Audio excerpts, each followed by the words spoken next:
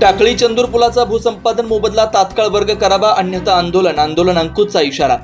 कर्नाटक सरकारकडून कृष्णा नदीवर टाकळी चंदूर पुलाचं बांधकाम 2014 पासून सुरू आहे। सदर पुलाचं बांधकाम महाराष्ट्र हद्दीतील शेतकऱ्यांचं कोणतेही भूसंपादन न करता कर्नाटक सरकारकडून सुरू होतं। त्यामुळे आंदोलन अंकुश संघटनेच्या नेतृत्वाखाली महाराष्ट्रातील शेतकऱ्यांनी सदर पुलाचं बांधकाम बंद पाडलं। तसेच आपल्या भागात येणाऱ्या महापुरास पुलाचं भराव करणे, त्यामुळे पुलास भरावाऐवजी कमानी कराव्यात आणि महाराष्ट्रातील शेतकऱ्यांच्या भूसंपादित जमिनीचा मोबदला देऊन पूल बांधण्यास चालू करावं, असं दोन्ही राज्याच्या महसूल व सार्वजनिक बांधकाम विभागाचे अधिकारी व शेतकऱ्यांच्या मध्ये ठरलेलं होतं।